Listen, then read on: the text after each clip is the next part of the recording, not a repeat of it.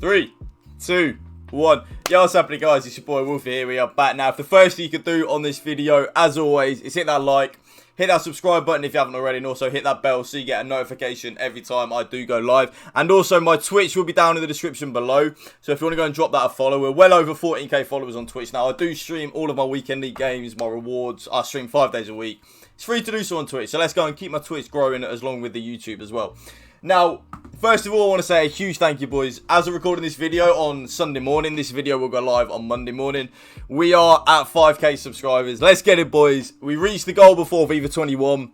We're halfway now to the new goal before FIFA 21, which is 10k. I feel like we can really get to 10k before FIFA 21, especially with how much we are growing. If we can get to 10k before FIFA 21, man, I'll be blown away, boys. Absolutely blown away. Now, what I've got for you in today's video is the top 5 formations on FIFA 20 and the custom tactics and player instructions that you are going to want to use on these formations, okay? I'm not going to spend too long on each formation because a lot of these formations I have used... Wait, which way does my hat want to go? That way.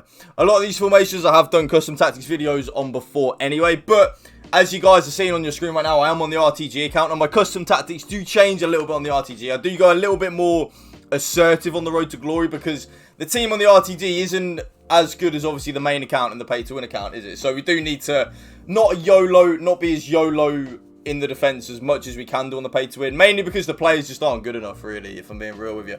Now, for starters, first formation, okay, the absolute bread and butter of any FIFA 20 weekend league player, that is going to be the 4-2-3-1 formation. If you guys are like a weekend league veteran, you guys will know all about this formation. This formation is the go-to formation, even at pro level.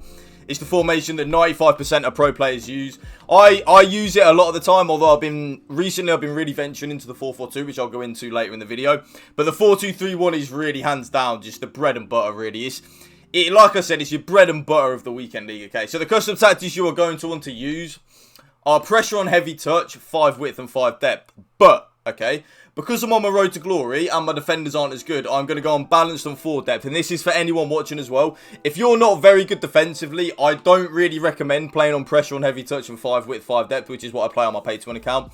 The reason for that is because when your opponent makes a mistake, your team will go team press for 5 seconds. And if you're not used to your players being dragged out of position, you will be very bad defensively. So go on what I play on the road to glory. Balanced, 5 width, 4 depth. It's not too deep, it's not too aggressive. It's like the perfect blend, really, of the two. Balanced offensive style with 5 width and 5 players in the box. But on a 4-2-3-1, I would recommend using 6 players in the box, just because on a 4-2-3-1 it's a little bit harder to create opportunities. So the more players you've got in the box, the more likely you are to score a goal, if you kind of get where I'm coming from. 2 corners and 2 free kicks. Your default one will be on 3. You're going to want to lower that to 2 straight away.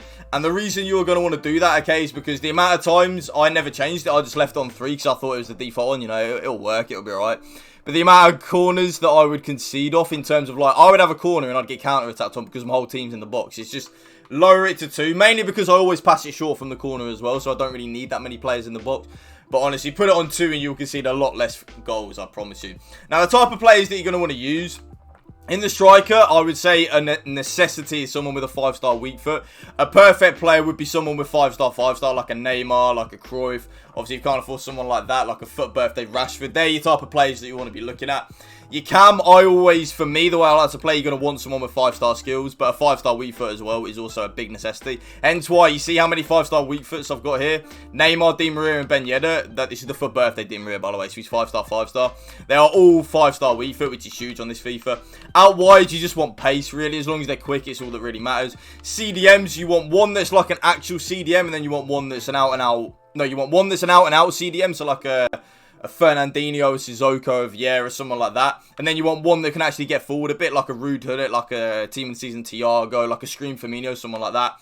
Centre-backs, we all know what centre-backs are OP on FIFA 20. And full-backs, just people that are quick. Then in terms of player instructions, back to basics, get in behind and stay forward on the striker.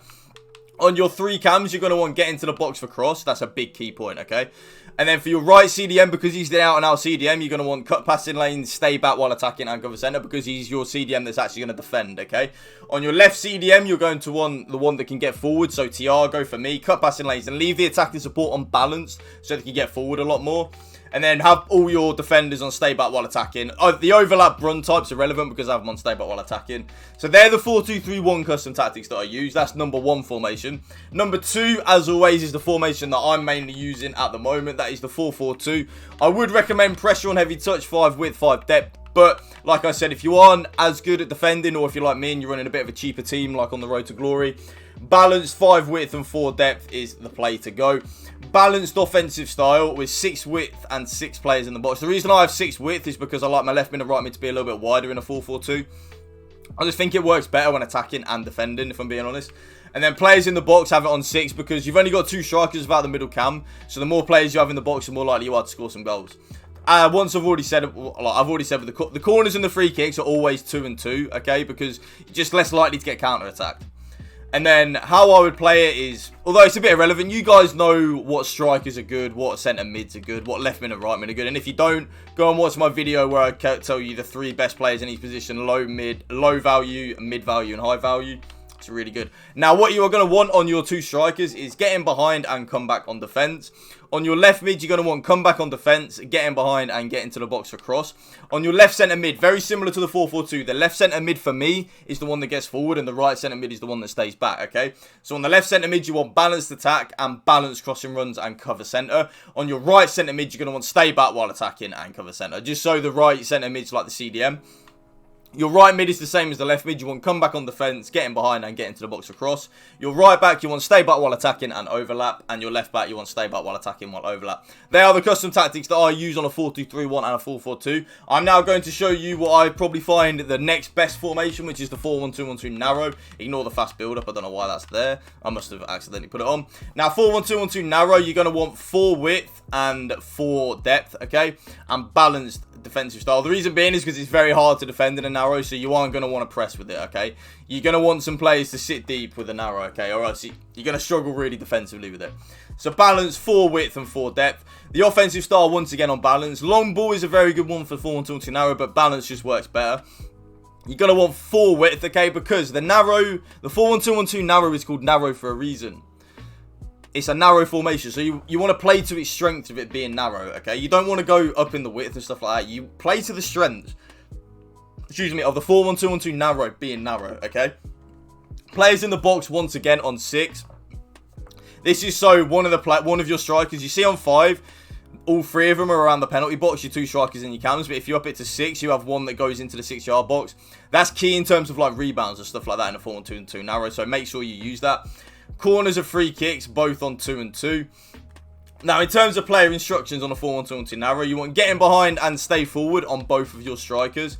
You want stay forward and get into the box for cross on your cam. But if you do struggle defensively in a 4-1-2-1-2 narrow, go on come back on defense on your cam instead of stay forward. It will mean it will defend like a 4-4-2, so it's very solid. Your left centre mid, you want balanced attack and get into the box for cross, because very similar to the 4-4-2 and the 4-2-3-1, I like my left-sided midfielder to be someone that gets involved with the attacking play. Your CDM, you're going to want cut passing lane, stay back while attacking and cover centre. What you could do instead of stay back while attacking is drop between defenders, but I think they just sit a little bit too deep when you do that. Then your right centre mid, you want all balance and then just cover centre, the only thing you change. So everything here is default and then you just change the cover centre. And then you're going to want stay back while attacking and overlap on your fullbacks. The reason being is because it's hard to defend in a narrow at the best of times, so you don't want your fullbacks bombing on really. Now, what I would consider to be another very good formation is the 3-5-2.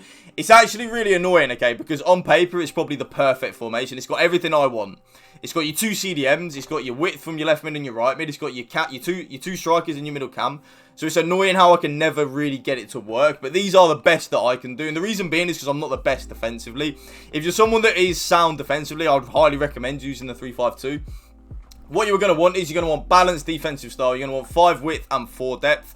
You're going to want balanced on the offensive style. And you're going to want 5 width and 5 players in the box. The reason you're only going to have it on 5 on the players in the box is because in a 3-5-2, you've got a lot of attacking options anyway. So the more attacking options you have, it's not really feasible. And it's not really a necessity. Do you can't make sense? Corners of free kick, like I've always said, are always going to be on 2.